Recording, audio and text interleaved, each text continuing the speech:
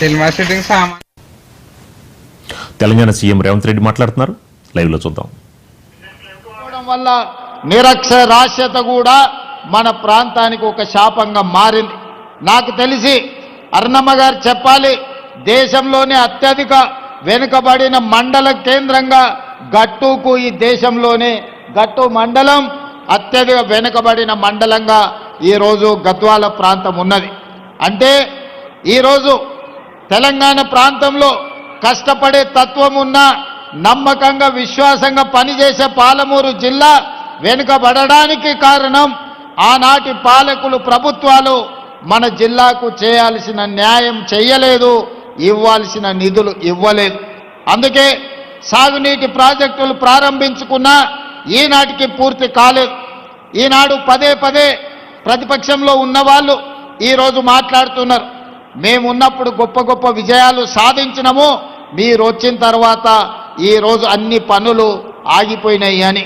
నేను ఈ వేదిక మీద నుంచి అడగదలుచుకున్నా, ఈ వేదిక మీద నుంచి నేను వివరించదలుచుకున్నా, ఈ వేదిక మీద నుంచి పాలమూరు బిడ్డలను ఆలోచించండి అని నేను విజ్ఞప్తి చేస్తున్నా. ఈనాడు ఈ జిల్లాలో ప్రధానంగా నిర్మిస్తున్న ప్రాజెక్టులు, ప్రారంభమైన ప్రాజెక్టులు ఏ ఒక్కటైనా గతంలో 10 సంవత్సరాలు పరిపాలన కొనసాగించిన ఆనాటి తెలంగాణ రాష్ట్ర మొట్టమొదటి ముఖ్యమంత్రి గారు ఒక్క కొత్త ప్రాజెక్ట్ అయినా పాలమూరు జిల్లాకు మంజూరు చేసిండా అని నేను సూటిగా సవాలు విసురుతున్నా. ఈనాడు ఈ జిల్లాలో కడుతున్న ప్రాజెక్టులు, నిర్మాణం అర్ధాంతరంగా ఆగిపోయిన ప్రాజెక్టులు భీమా కావచ్చు, నెట్టంపాడు కావచ్చు, కోయిల్ సాగర్ కావచ్చు, జూరాల కావచ్చు, లేకపోతే పాలమూరు రంగారెడ్డి ఎత్తిపోతలు కావచ్చు, కల్వకుర్తి కావచ్చు, ఈరోజు కట్టిన శ్రీశైలం, పూర్తయిన నాగార్జున సాగర్ కావచ్చు, ఏ ఒక్క ప్రాజెక్ట్ అయినా కల్వకుంట్ల చంద్రశేఖరరావు గారు ముఖ్యమంత్రిగా ఉన్నప్పుడు ఈ జిల్లాకు మంజూరు చేసిండా? మీరు ఒక్కసారి ఆలోచన చేయండి. ఈనాడు నేను సూటిగా ఆనాటి ముఖ్యమంత్రి నేను సవాల్ చేయదలుచుకున్నా, మీరు అనుమతులు ఇచ్చిన ప్రాజెక్టు కానీ మీరు మంజూరు చేసిన ప్రాజెక్టు ఈ జిల్లాలో ఒక్కటైనా ఉందా మీరు చూపించండి. పాలమూరు రంగారెడ్డి ఎత్తిపోతల గురించి పదే పదే మాట్లాడుతున్నావు కదా, మొన్నటి శాసనసభలో పూర్తి వివరాలను బయటపెట్టిన మొట్టమొదటిసారి విఠల్ రావు గారి ప్రాజెక్టు గురించి డాక్టర్ వైఎస్ రాజశేఖర రెడ్డి గారికి విజ్ఞప్తి చేసిండ్రు. ఆ తర్వాత రాజశేఖర రెడ్డి గారి మరణంతో ఆగిపోయిన పాలమూరు రంగారెడ్డి డికే అరుణ గారు మంత్రిగా ఉన్నప్పుడు కిరణ్ కుమార్ రెడ్డి గారికి తీసుకెళ్లి ఎన్ఎం శ్రీనివాసరెడ్డి లాంటి శాసనసభ్యులు సంతకం చేసి ఆనాడు ఉమ్మడి రాష్ట్రంలో పాలమూరు జిల్లాకు పాలమూరు రంగారెడ్డి ఎత్తిపోతల పథకాన్ని 2013లో మంజూరు చేయించడం జరిగింది.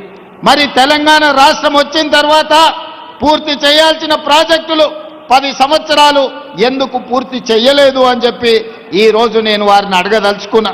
ఈరోజు మా గురించి మాట్లాడుతున్నావు కదా, పాలమూరు రంగారెడ్డి ఎత్తిపోతల పథకానికి 25,000 కోట్ల రూపాయలు కాంట్రాక్టర్లకు బిల్లులు ఇచ్చినవు తప్ప ఉద్దండాపూర్ భూసేకరణకు ఈరోజు ఎందుకు రైతులకు నష్టపరిహారం ఇవ్వలేదు అని నేను అడుగుతున్నా. మా అనిరుద్ధ్ వచ్చి అడుగుతున్నాడు, అన్న ఉద్దండాపూర్ రైతు బాధితులకు, ముంపు బాధితులకు నువ్వు పెంచినావు, కొంత నిధులు విడుదల చేసినావు, మిగతావి నువ్వు విడుదల చేస్తే నువ్వు విడుదల చేస్తా అని చెప్తే నేను రైతులకు వెళ్ళి చెప్పుకుంటా అని చెప్పి ఈరోజు ఎమ్మెల్యే గారు అడుగుతున్నారు. ఈనాడు బీమా కావచ్చు, కొన్ని సంగం బండలో ఒక బండ వలగొడితే 12 కోట్ల రూపాయలు ఇస్తే 10,000 ఎకరాలకు నీళ్లు వచ్చేది, 10 గ్రామాలకు నీళ్లు వచ్చేది. 10 కోట్ల రూపాయలు కూడా నువ్వు ఇయ్యకపోతే సంగం బండలో బండ వలగొట్టలే. కానీ నేను ముఖ్యమంత్రి అయిన తర్వాత సంగం బండ వలగొట్టడానికి నిధులు ఇచ్చిన. ఇవాళ భూసేకరణకు సంబంధించి కసిరెడ్డి నారాయణ రెడ్డి వేదిక మీదనే ఉన్నాడు, శాసన మండలి సభ్యుడు ఉన్నప్పుడు ప్రయత్నం చేసిండు, కల్వకుర్తి ఎత్తిపోతల భాగంగా భూసేకరణకు నిధులు మంజూరు చేయండి, చివరి ఆయకొట్టైనా కీర్తిశేషులు జైపాల్ రెడ్డి గారు సొంత మండలం మాడుగుల వరకు నీళ్లు వస్తాయని నిధులు అడిగితే ఆనాడు ఆ నిధుల మంజూరు జరగలే. కానీ నేను ముఖ్యమంత్రి అయిన తర్వాత కసిరెడ్డి నారాయణ రెడ్డి గారు, డాక్టర్ మల్లు రవి గారు వచ్చి కల్వకుర్తి శాసనసభ నియోజకవర్గంలో కృష్ణానది జలాలు పారాలి, మాడుగులకు నీళ్లు రావాలి అని అంటే 70-75 కోట్ల రూపాయలు భూసేకరణకు చెల్లించాలి, రైతులను ఆదుకోండి అని చెప్తే మన ప్రభుత్వం వచ్చిన తర్వాతనే ఇవాళ భూసేకరణ నిధులు విడుదల చేసినాం, ఉద్దండాపూర్కి నిధులను విడుదల చేసినాం, ఈనాడు మనం ఏదైతే చర్చ జరుగుతున్నదో మక్తల్ నారాయణపేట కొడంగల్ ఎత్తిపోతల పథకం ఆషామాషిగా రాలే. ఆనాడు చిట్టెం నర్సిరెడ్డి గారు రాజశేఖర రెడ్డి గారు ముఖ్యమంత్రి ఉన్నప్పుడు కర్ణాటక సరిహద్దుల్లో ఉన్న మక్తల్ నారాయణపేట కొడంగల్ ఎత్తైన ప్రాంతం. ఈ ప్రాంతానికి నీళ్లు రావాలంటే ఎత్తిపోతల పథకం ద్వారానే వస్తాయి. భీమా ఎక్స్టెన్షన్ ప్రాజెక్టు కింద నిధులు మంజూరు చేయించమని చిట్టం నర్సిరెడ్డి గారు అడిగారు. కానీ వారు మరణించడం, రాజశేఖర రెడ్డి గారు మరణించడంతో ఆ ప్రాజెక్ట్ ఆగిపోయింది. మళ్ళీ నేను కొడంగల్ శాసనసభ్యుడిగా బాధ్యత తీసుకున్న తర్వాతనే ఆనాటి ఉమ్మడి రాష్ట్రంలో ఆనాటి ప్రభుత్వాన్ని ఎంబడిపడి పదే అడిగి సర్వేలకు నిధులు మంజూరు చేయించి 7.5 టీఎంసీల నికర జలాలతోని నారాయణపేట కొడంగల్ ఎత్తిపోతల పథకాన్ని 1500 కోట్ల రూపాయలతోని 2014 చివరి జీవో ఉమ్మడి రాష్ట్రంలో ఈరోజు మక్తల్ నారాయణపేట కొడంగల్ ఎత్తిపోతల పథకం తెచ్చుకున్నాం. నేను అడుగుతున్న ఈనాడు గతంలో 10 సంవత్సరాల అధికారంలో ఉన్న మీరు ఎందుకు మాకు అన్యాయం చేసిరు? ఆనాడు మీ మక్తలైనా నారాయణపేట అయినా కొడంగల్ అయినా మీ పార్టీ ఎమ్మెల్యేలనే గెలిపించిండు కదా, మహబూబ్ నగర్ పార్లమెంట్లో మీ పార్టీ ఎంపీనే గెలిపించిండు కదా, మరి వివక్ష ఎందుకు చూపించిందని నేను ఈరోజు అడగదలుచుకున్నా. అందుకే మిత్రులారా, శ్రీహరి గారు ఎమ్మెల్యేగా అయిన తర్వాత, డాక్టర్ పర్ణిక ఎమ్మెల్యేగా అయిన తర్వాత, తిరిగి తెలంగాణలో నేను ముఖ్యమంత్రిగా బాధ్యత చేపట్టిన తర్వాత మక్తల్ నారాయణపేట కొడంగల్ ఎత్తిపోతల పథకాన్ని నిధులు ఇవ్వడమే కాకుండా మంజూరు చేసి నిన్నగాక మొన్న 96% భూమి పోయే రైతులను ఒప్పించి మెప్పించి మా మిత్రుడు మంత్రి శ్రీహరి గారు, శివకుమార్ రెడ్డి ఇద్దరు అక్కడ రైతులతో మమేకమయ్యి నష్టపరిహారం 100% 100 రోజుల్లో ఇప్పించి ఈనాడు ప్రజల యొక్క అభిప్రాయ సేకరణ కూడా 100% అనుకూలంగా ఇవాళ ప్రజల్ని ఆమోదింపజేసింది. మేము ఉండబట్టి, ఈ జిల్లా వాడిని కాబట్టి ఈనాడు ఈ ప్రాంతంలో ఉండే సమస్యల్ని, ఈ రైతుల కష్టాలను అర్థం చేసుకొని, అది కల్వకుర్తి పథకమైన జూరాల దగ్గర బ్రిడ్జ్ కావాలి, జూరాల కట్ట తెగిపోయేటట్టుంది, ఆ ప్రాంతంలో ఎక్కువగా ప్రయాణం చేస్తుండ్రు, దానికి కొత్త బ్రిడ్జ్ కావాలి అని కృష్ణమోహన్ రెడ్డి గారు శ్రీహరి అడిగితే 123 కోట్ల రూపాయలతోని జూరాల బ్రిడ్జ్ను కాపాడడానికి ఇవాళ ఒక కొత్త బ్రిడ్జ్ను మనం మంజూరు చేసుకోవడం జరిగింది. మిత్రులారా, ఇవాళ ఆలోచన చేయండి. ఈ జిల్లాలో ఉన్న పాత్రికేయ మిత్రులకు నేను విజ్ఞప్తి చేస్తున్నా, మీరందరూ కూడా ఈ జిల్లాలోనే పుట్టి జిల్లాలోనే పెరిగిన పాలమూరు బిడ్డలే. ఈ ప్రాంతంలో ఉన్న ఏ ఒక్క ప్రాజెక్ట్ అయినా 10 సంవత్సరాల ఆనాటి ప్రభుత్వం ఎందుకు పూర్తి చేయలే? ఇవాళ పొంకనాలు కొడుతున్న మంత్రులు ఆనాడు మంత్రులుగా పనిచేసిరు. ఏ ఒక్క రోజైనా కేసీఆర్ దగ్గరికి వెళ్ళి ఈ ప్రాజెక్టులు పూర్తి చేయి, మా పాలమూరుకు నిధులు ఇవ్వండి అని ఏ ఒక్క రోజైనా అడిగినరా? అడిగే ధైర్యం మీకున్నదా? కనీసం అనుమతి లేకుండా ముఖ్యమంత్రి గారి దగ్గరికి వెళ్తే ఫామ్ హౌజుల కన్నా మిమ్మల్ని రానిచ్చిండా? ఇవాళ మీరొచ్చి పనులు చేస్తున్న మమ్మల్ని తప్పులు పట్టే ప్రయత్నం చేయడం అంటే మీ చేతగాని తనాన్ని కప్పిపుచ్చుకోవడానికి, ఆ చెత్త ప్రచారాన్ని మా మీద చెయ్యడానికి మీరు ప్రయత్నం చేస్తున్నారు. అందుకే మిత్రులారా, ఈనాడు జిల్లా ప్రజలకు నేను విజ్ఞప్తి చేయదలుచుకున్నా, ఇవాళ మనకు మొట్టమొదటి ముఖ్యమంత్రిగా హైదరాబాద్ రాష్ట్రానికి బూరుగుల రామకృష్ణారావు గారు బాధ్యత వహిస్తే 75 సంవత్సరాల తర్వాత అదే తట్ట పని, బట్టి పని, పార పని చేసే పాలమూరు బిడ్డకి ఈరోజు రెండవసారి తెలంగాణ రాష్ట్రానికి ముఖ్యమంత్రి అయ్యి ఈ జిల్లా సమస్యల్ని తీర్చే అవకాశం వచ్చింది.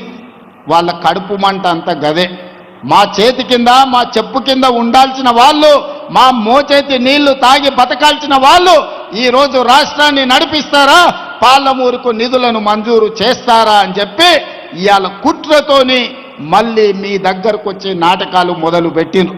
అందుకే నేనన్నా, ఇవన్నీ కాదు, సభలు పెట్టుడు, ఉపన్యాసాలు ఇచ్చుడు, జబ్బలు జరుచుకున్నాడు కాదు, శాసనసభలోకి రా, చర్చ చేద్దాము, ఎవరు ఏందో ప్రజలకు చెబుదామని శాసనసభలో సవాలు విసిరిన. రోజంతా చర్చ పెట్టిన, నీళ్లు నిజాలు ప్రజలకు వివరించిన. నిజంగానే తెలంగాణకు వాళ్ళు ప్రాజెక్టులు తెచ్చుంటే తెలంగాణ ప్రాజెక్టుల నిర్మాణం పూర్తి చేసి ఉంటే శాసనసభలో మనల్ని అడగడానికి కడగడానికి వాళ్ళకి అవకాశం ఉండే. మరి ఎందుకు పారిపోయినరో సభ నుంచి మీరు ఒక్కసారి ఆలోచన చెయ్యండి. ఈనాడు శాసనసభలో చర్చ పెడితే చర్చకు రానోళ్ళు, ప్రజల సమస్యల గురించి మాట్లాడనోళ్ళు ఇవాళ మనల్ని ప్రశ్నించే వాళ్ళ మీరు ఒక్కసారి ఆలోచన చేయండి. అందుకే మిత్రులారా, ఈనాడు ఐఐటి కావచ్చు, ఇంతకుముందే పెద్దలు జితేందర్ రెడ్డి గారు చెప్తున్నారు, తొందరలోనే డీకే అరుణమ్మ గారి మద్దతు ఐఐఎం మనం తెలంగాణకు తెచ్చుకోవాలి, ఐఐఎంను కూడా మహబూబ్ నగర్ జిల్లానే ఎక్కడనో ఒక దగ్గర మీరు ఇవ్వాలి అని. నాకెలాంటి అభ్యంతరం లేదు. మా అరుణమ్మతో కలిసి ప్రధానమంత్రి మోడీ దగ్గరికి వెళ్ళి తెలంగాణకు ఐఐఎంని ఇవ్వమని అడిగి ఐఐఎంను సాధించుకొని ఏదో ఒక స్థానంలో పాలమూరులోనే ఐఐఎంను మనం ప్రారంభించుకుందాం. ఎందుకంటే ఈనాడు ప్రభుత్వం దగ్గర పంచడానికి భూములు లేవు. ఈనాడు ఉచితంగా ఏమిచ్చినా అది శాశ్వతం కాదు. విద్య ఒక్కటే శాశ్వతం. ఇవాళ ఈ వేదిక మీద ఉన్న ఐఏఎస్లైనా, ఈ వేదిక మీద ఉన్న ప్రజాప్రతినిధులైనా చదువుకోబట్టే, విజ్ఞానం ఉండబట్టే ఈరోజు రాష్ట్రాన్ని, దేశాన్ని ఏలగలిగిన ఐఏఎస్ ఐపీఎస్ లైన్. అందుకే మొట్టమొదటి ప్రధానమంత్రి పండిత్ జవహర్లాల్ నెహ్రూ గారు ఇచ్చిన స్ఫూర్తితో ఎడ్యుకేషన్, ఇరిగేషనే మా మొదటి ప్రాధాన్యత. తెలంగాణ రాష్ట్రంలో అత్యధికంగా అభివృద్ధి చెందిన జిల్లాగా ఎడ్యుకేషన్లో, ఇరిగేషన్లో ఎవరైనా ఇతర రాష్ట్రాల నుంచి, ఇతర దేశాల నుంచి తెలంగాణ పర్యటనకు వస్తే పాలమూరు జిల్లానే చూపించాలనేది నా కల. ఒకప్పుడు టోనీ బ్లేయర్ వచ్చినా, బిల్ గేట్స్ వచ్చినా, విదేశీ పర్యాటకులు ఎవరు వచ్చినా ఆనాటి ముఖ్యమంత్రులు వాళ్ళను పాలమూరు జిల్లాకు తీసుకొచ్చేటోళ్ళు.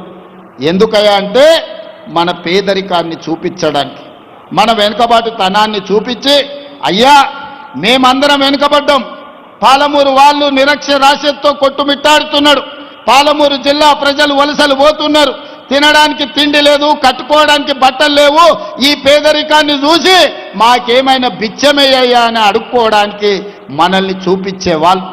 ఇది ఎంత బాధాకరమైన విషయమో ఒక్కసారి ఆలోచన చెయ్యండి.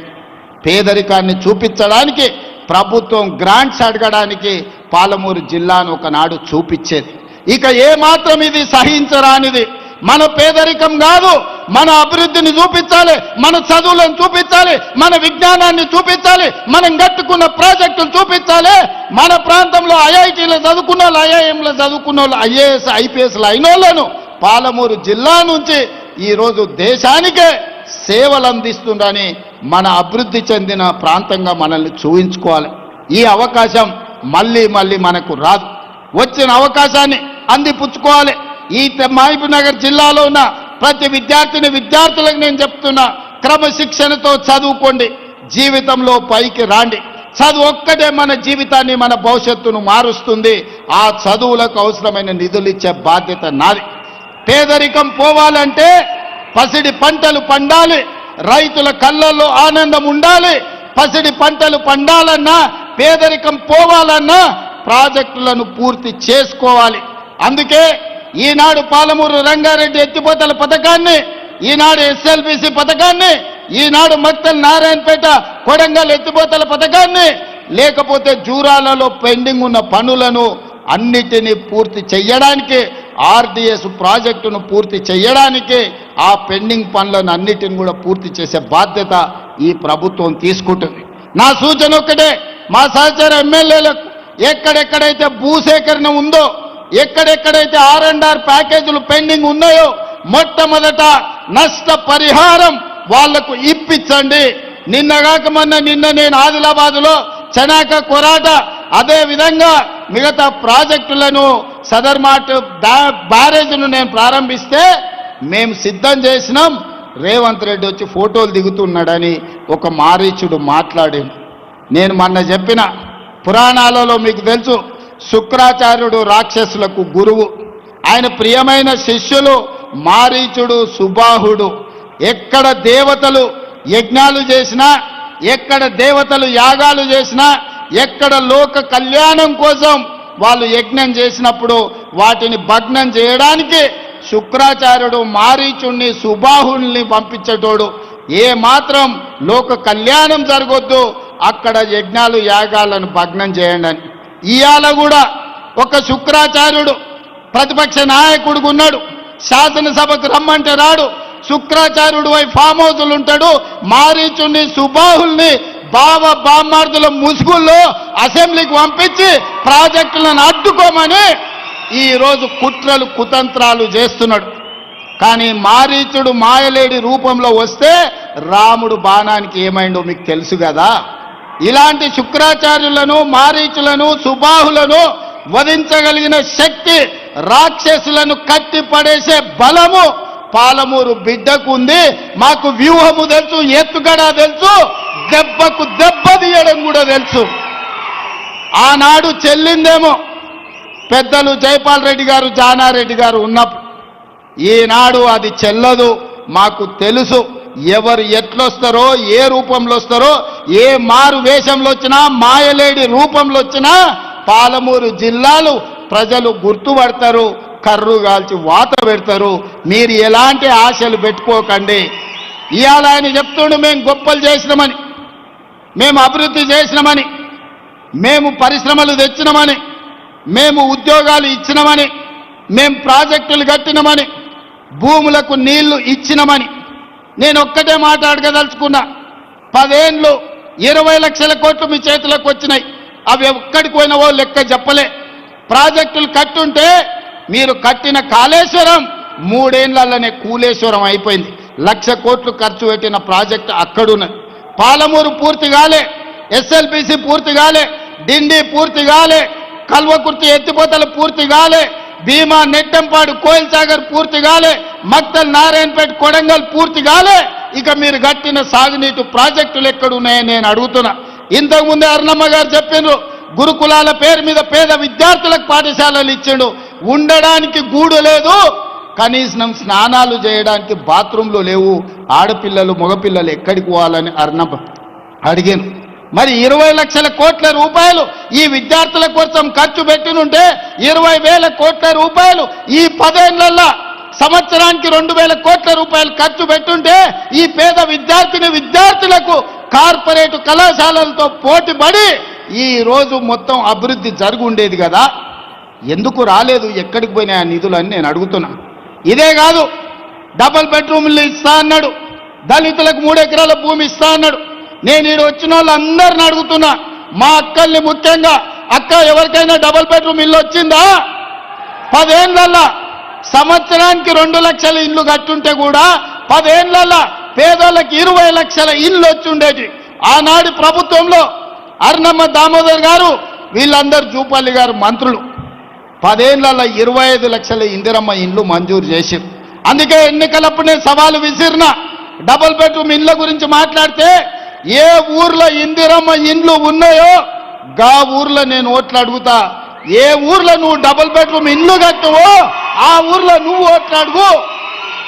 ఏ ఎమ్మెల్యేకైనా నీ పార్టీలో డిపాజిట్ వస్తే నేను ముక్కు నేలకు రాస్తానే ఆ ఎల్ల చెప్పిన. ఇవాళ మొదటి సంవత్సరమే 4.5 లక్షల డబుల్ బెడ్రూమ్ ఇండ్లు మంజూరు చేసి ప్రతి అసెంబ్లీలో 3,500 ఇందిరమ్మ ఇల్లు ఇచ్చి 5 లక్షల రూపాయలు ఇందిరమ్మ ఇల్లు కట్టుకోవడానికి ఉచితంగా ఇచ్చినాం. ఇవాళ పేదోళ్ళ కళ్ళల్లో ప్రతి గ్రామంలో ఇందిరమ్మ ఇండ్ల పనులు నడుస్తున్నాయి. మీడియా మిత్రులారా, మీరు ఏ గ్రామమైనా చూడండి, 10 ఇండ్లో 20 ఇండ్లో 30 ఇండ్లో పేదోళ్ళ ఇందిరమ్మ ఇల్లు. నియోజకవర్గానికి 3,500 ఇండ్లు, 4.5 లక్షలు 100 నియోజకవర్గాల్లో ఇచ్చినాం. 22,500 కోట్ల రూపాయలు పేదోళ్లకు మంజూరు చేసి ఇవాళ ఇందిరమ్మ ఇండ్లు కట్టిస్తున్న ప్రభుత్వం మాది 2 ఏళ్లలోనే. ఇదే కాదు, ఆనాడు రేషన్ షాప్ కాడ దొడ్డు బియ్యం ఇస్తే బర్లకు దానబెట్టనిక కూడా ఉండేది కాదు. 11 రూపాయలు మా అక్కల ఆన్నే అమ్మొచ్చేది. ఒకవేళ ఇంటికి తెస్తే బర్లకు దానబెట్టేది. అంతేనా అక్క? మా అక్క నవ్వుతుంది, నిజమే అని. అవునా? కానీ మీ తమ్ముడు తెలంగాణ ముఖ్యమంత్రి అయిన తర్వాత ఇవాళ 3,16,00,000 మంది తెలంగాణ బిడ్డలకు ప్రతి మనిషికి 6 కిలోలు ప్రతి నెల సన్న బియ్యం ఇస్తున్నాం కదా. సన్న బియ్యంతో వండి మనం తినుడే కాదు, సంటి పిల్లలకి ఇవాళ బుక్కెడు బువ్వ మా అక్కలు పెడతలేరా? మా అక్కల్ని అడగండి. ఇవాళ మీడియా మిత్రులకు చెప్తున్నా, ఏ ఆడబిడ్డనైనా పలకరించండి. ఈనాడు సన్న బియ్యం వాళ్ళ ఇంటికి వస్తున్నాయా లేదా, దాంతోనే వాళ్ళు వంట వండుకుంటురా లేదా. ఆ ఎల్లా సన్న బియ్యం 60 రూపాయల కేజీ ఉండే, మేము ఇయ్యడం మొదలుపెట్టినాక ఇవాళ మార్కెట్లో 45 రూపాయలకే వచ్చినాయి సన్న బియ్యం బజార్లో కొనుక్కోవాలంటే. ఇదే కాదు, ఆ ఎల్లా బతుకమ్మ చీరలు అన్నాడు, మీ బతుకులు బాగుపడతాయన్నాడు. చీరలు ఇయ్యంగానే మా అక్కలు తీసుకొచ్చి జొన్నసేన్ల కాడ పిట్టలకు అడ్డం కట్టేది బెదిరింపుల కోసం. ఎన్నడన్నా మా అక్కలు ఆ చీర కట్టుకున్నారా? మా ఆడబిడ్డలు ఈయనే ఉన్నారు, మీరు ఇంటర్వ్యూ చేయండి వరుస పెట్టి. మొన్న మేము ఇచ్చినాం ఇందిరమ్మ చీరే. ఆడబిడ్డకు చీర పెట్టుడంటే సారె పెట్టినట్టని మీ సోదరుడిగా నేను 65 లక్షల ఆడబిడ్డలకు తెలంగాణ గ్రామీణ ప్రాంతంలో 65 లక్షల ఇందిరమ్మ చీరల పంపిణీ చేసిన, ఇంటింటికి చీర పంపించిన. పట్టణాలలో 35 లక్షలు మళ్ళీ పంచబోతున్నాయి. ఎందుకంటే పరిశ్రమలు తయారు చేసి ఇవ్వలేదు. 1 కోటి మంది ఆడబిడ్డలకు ఇందిరమ్మ చీరలు సారె పేరు మీద ఈ రోజు నేను పంపించిన. చాలా మంది కెమెరాలలో కనిపిస్తున్నారు ఇందిరమ్మ చీరలు కట్టుకొని ఈ సభకు మా ఆడబిడ్డలు వచ్చింది. పండుగ పూట నాడు ఆడబిడ్డ సంతోషంగా కట్టుకునే చీర పుట్టింటి నుంచి పెట్టే చీర. అట్లాంటి చీరలలో కూడా సూరత్ నుంచి కిలోలలో కొనుక్కొచ్చి కమిషన్లు కొట్టేసిన నీతి జాతి నీది. ఆడబిడ్డల చీరలు కూడా వదలని జాతి నీది దోసుకున్నావు నువ్వు. మా గురించి ఆ మాట్లాడే భూమి ఉన్నోళ్ళకు ఉచిత కరెంటు ఆనాడు వైఎస్ రాజశేఖర రెడ్డి గారు మొదలుపెట్టిండు. పేదలు పట్టణాలలోనే పోయినప్పుడు భూమి ఉన్నోళ్ళకు ఉచిత కరెంటు ఉంది, కానీ మా ఇంటి బిల్లు ఎవరు కడతారు నాయన అని అడిగారు. అందుకే ఈరోజు 52 లక్షల పేదల కుటుంబాలకు 200 యూనిట్లు ఇళ్లల్లా ఉచిత కరెంటు బిల్లు లేకుండా చేసి మా ఆడబిడ్డలు ఫ్యాన్ వేసుకున్నా, టీవీ పెట్టుకున్నా, ఫ్రిడ్జ్ పెట్టుకున్నా ఈరోజు ప్రతి ఇంటికి 52 లక్షల మందికి 200 యూనిట్లు ఉచిత కరెంటు ఇస్తలేమా? మా రిపోర్టర్లు సోదరులకు కూడా కొందరికన్నా ఈ పథకం అందుబాటులోకి వచ్చే ఉంటుంది. ఎందుకంటే చాలామంది అందులో తిరుపతి చేయెత్తుతూనే ఉన్నాడు, ఆయనకు వస్తున్నట్టే ఉంది చూస్తుంటే. ఎందుకంటే చాలామంది రిపోర్టర్లు కూడా పేదోళ్ళు ఉన్నారు. 200 యూనిట్లు ఉచితంగా ఇచ్చినాం. ఇట్లా చెప్పుకుంటూ పోతే ఆడబిడ్డలకు మహిళా సంఘాల నాడు పెడితే మహిళా సంఘాలను నిర్వీర్యం చేసి స్వయం సహాయక సంఘాలకు రూపాయి ఉట్టకుట్ట చేసింది.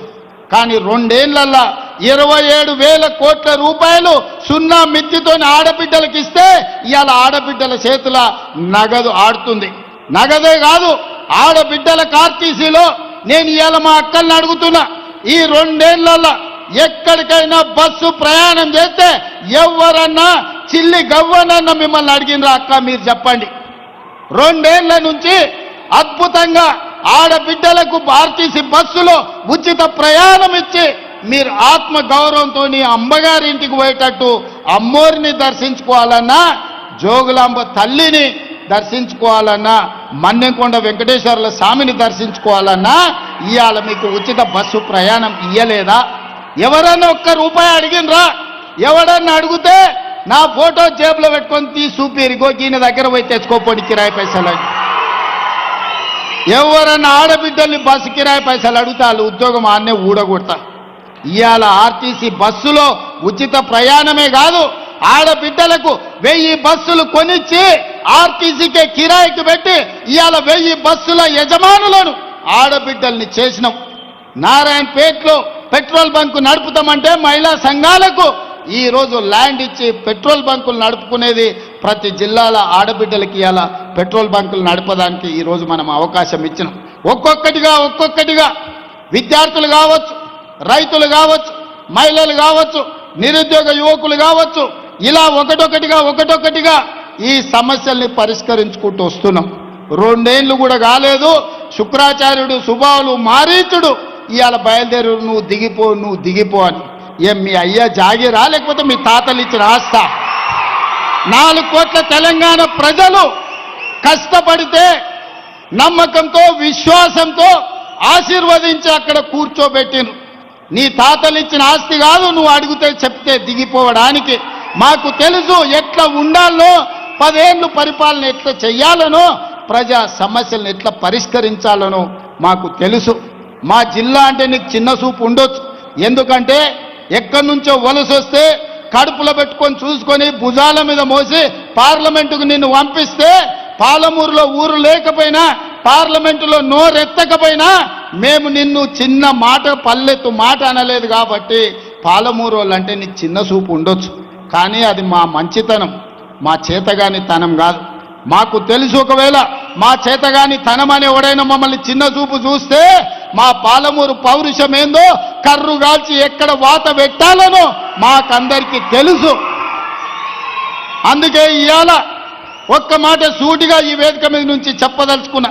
నువ్వు పడావు పెట్టిన ప్రాజెక్టులు, నువ్వు బడికి నిధులు ఇవ్వకపోవడాన్ని ఇవాళ సమస్యల్ని పరిష్కరించి ముందుకు వెళ్తున్నాం. నచ్చితే వచ్చి ఆశీర్వదించు, నచ్చకపోతే నీ ఫామ్ హౌస్లో నువ్వు విశ్రాంతి తీసుకో, అంతే తప్ప మారు వేషాలలో మారీచులను పంపితే ఇక్కడ చూస్తూ ఊరుకునేవాడు ఎవడు లేడు. అందుకే మిత్రులారా, ప్రతి 2-3 నెలలకు వస్తూనే ఉంటా. మా ఎమ్మెల్యేలందరికీ మా ఎంపీలందరికీ కూడా ఇంతకుముందే పెద్దల అరుణమ్మ గారు చెప్పినారు, ఎన్నికలప్పుడు నా ఓటమికి మా అందరూ ప్రయత్నం చేసిండ్రని. నేనేం దాపరికం లేదు, నేను నిలబడితే కూడా అన్ని మీటింగులు చేయను, అంతకంటే ఎక్కువ మీటింగులు మహబూబ్నగర్ ఎంపీ కోసం వంశీచంద్ర రెడ్డిని గెలిపించడం కోసం తిరిగిన. ఒకవేళ నేనే నిలబడితే 4 మీటింగులు చేస్తోని, కానీ వంశీచంద్ర రెడ్డిని గెలిపించాలి, మా అరుణమ్మను ఓడగొట్టాలని 14 మీటింగులు పెట్టిన మహబూబ్నగర్ పార్లమెంట్లో. కానీ ప్రజలు వారిని ఆశీర్వదించారు, గెలిపించారు. ఎన్నికలు అయిపోయినాయి. ఎన్నికల తర్వాత రాజకీయాలు లేవు, కుట్రలు కుతంత్రాలు లేవు. ఈ దేశానికి ప్రధానమంత్రి నరేంద్ర మోడీ, మహబూబ్నగర్కు పార్లమెంట్ సభ్యులు డీకే అరుణమ్మ, తెలంగాణ రాష్ట్ర ప్రభుత్వంలో మేమున్నాం, కేంద్ర ప్రభుత్వంలో వాళ్ళు ఉన్నారు. ఇచ్చి పుచ్చుకునే ధోరణితో సమస్యల పరిష్కారం కోసం సమస్యల్ని పరిష్కరించి పాలమూరు అభివృద్ధి కోసం కలిసిమెలిసి ముందుకు వెళ్తాం తప్ప ఈనాడు మేము చిల్లర రాజకీయాల కోసం లేకపోతే ఈ ప్రాంత అభివృద్ధిని అడ్డుకునే సమస్యనే లేదు. అందుకే మిత్రులారా, ఇది గిట్టని వాళ్ళు కొంతమంది ఉంటారు, అంటుంటారు రేవంత్ రెడ్డి వైపు పదే మోడీని కలుస్తారని. కలవకపోతే ఏం చేస్తామే? అనుమతులు రావాలి, నిధులు తేవాలి అంటే ఇచ్చే వాళ్ళని కలవాలనా లేదా? ఇవాళ మీరు ఇందిరమ్మ ఇల్లు కావాలంటే స్థానిక ఎమ్మెల్యేని కలుస్తలేరా? మీ వార్డులో పని ఉంటే వార్డు మెంబర్ను సర్పంచ్ను కలుస్తలేరా? ఈరోజు గ్రామంలో ఏదైనా అభివృద్ధి జరగాలంటే సర్పంచ్ ఎంత కీలకమో, ఈ దేశంలో ఏ రాష్ట్రమైన అభివృద్ధి జరగాలంటే ప్రధానమంత్రి గారు కూడా అంతే కీలకం. దేశ ప్రధానమంత్రిగా వారిని గౌరవిస్తాం, మన రాష్ట్రానికి రావాల్సిన నిధులు అనుమతులను తెచ్చుకుంటాం. ఎన్నికలు వచ్చినప్పుడు ఆనాడు మహబూబ్నగర్ పార్లమెంట్లో ఏ వాతావరణం ఉండేనో మళ్ళీ ఎన్నికల్లో పోటీ పడతాం, కాంగ్రెస్ పార్టీని గెలిపించుకోవడానికి ప్రయత్నం చేస్తాం. ఎన్నికల్లో కాంప్రమైజ్ అయ్యేది లేదు, అభివృద్ధిలో కూడా కాంప్రమైజ్ అయ్యేది లేదు. నాకు వాళ్ళు శత్రువులు వీళ్ళు శత్రువులు అని మాట్లాడుతుంటారు. నాకెవ్వరు శత్రువులు లేరు. శత్రువు అనుకున్నోని 2023లో బండకేసి కొట్టినా, 2024లో పార్లమెంటులో గుండు సున్నా ఇప్పించిన, మల్కాజ్గిరిలో ఉన్న కంటోన్మెంట్ ఎమ్మెల్యే వాళ్ళ ఎమ్మెల్యే చనిపోయినా గెలిపించుకున్నా, నిన్నగాక మొన్న జూబ్లీ హిల్స్లో గెలిపించుకున్న సర్పంచ్ ఎన్నికల్లో 66%తో ఈరోజు గెలిచిన. ఆయన నడుమిరిగి ఫామ్ హౌజులు ఉంటే ఆయనను శత్రువు అని నేనెందుకు అనుకుంటా? ఆయన లేచి చక్కగా నిలబడ్డప్పుడు కదా నేను మాట్లాడేది. అందుకే నాకెవరు శత్రువులు లేరు. రాజకీయ ప్రత్యర్థులుంటే ఎన్నికల్లో ఓడించినాం, ప్రభుత్వాన్ని ఏర్పాటు చేసుకున్నాం. అందుకే నా శత్రువులు అక్షరాస్యత లేకపోవడం, నా శత్రువు పేదరికం, నా శత్రువులు ఎవరైనా ఉన్నారంటే మహిళలకు అన్యాయం చేసేవాళ్ళు నా శత్రువులు, విద్యార్థులకు నష్టం కలిగించేటోళ్ళు నా శత్రువులు, చదువుకోకుండా ఊరు మీద తిరిగే వాళ్ళు నా శత్రువులు, చదువుకోకుండా అడ్డు తగిలే వాళ్ళు నాకు శత్రువులు తప్ప పేదరికాన్ని నిర్మూలించడమే నా బాధ్యత. నా శత్రువైన పేదరికాన్ని తెలంగాణ సరిహద్దులు దాటే వరకు తరమాలన్నదే నా లక్ష్యం. మీరందరూ తోడు ఉండాలి, మీరు అండగా నిలబడాలి, మనకొచ్చిన అవకాశాన్ని అందిపుచ్చుకోవాలి. రాజకీయాలకు అతీతంగా ఈరోజు పాలమూరు జిల్లాను అభివృద్ధి చేసుకోవాలి. అభివృద్ధిలో మీరందరూ సహకరించాల్సిందిగా, మనందరం కలిసికట్టుగా పని చేయాల్సిందిగా మీ అందరిని కోరుకుంటున్నా. మీరందరూ సిద్ధమేనా? మీరందరు సిద్ధమేనా? మీరందరు సిద్ధమేనా? మరి సిద్ధమైతే రాబోయే మున్సిపల్ ఎన్నికల్లో మంచోళ్ళని గెలిపించండి, మనోళ్ళని గెలిపించండి, మంత్రులతో కలిసి పనిచేసేటోళ్లను మున్సిపల్ ఎన్నికల్లో గెలిపించండి. మున్సిపల్ ఎన్నికల తర్వాత మళ్ళీ వస్తా, మిమ్మల్ని కలుస్తా, మళ్ళీ 100 కోట్ల నిధులు తెచ్చి పాలమూరు జిల్లాను అభివృద్ధి చేసే బాధ్యత నాది, మనందరిదని తెలియజేస్తూ మీ అందరి దగ్గర సెలవు తీసుకుంటున్నా. ధన్యవాదాలు మిత్రులారా. గౌరవనీయులైన ముఖ్యమంత్రి గారు మహా గర్జనగా మహబూబ్ నగర్ మహాసభలో విద్యార్జనే వారి మహా గర్జనగా వినిపించారు. ఇప్పుడు ఆనరబుల్ సీఎం కప్ ఆవిష్కరిస్తారు. సీఎం కప్ ఆవిష్కరణ, బ్రోచర్ ఆవిష్కరణ, అలాగే జాతీయ అంతర్జాతీయ క్రీడా పోటీలను అలవోకగా నిర్వహించిన తెలంగాణ స్పోర్ట్స్ అథారిటీ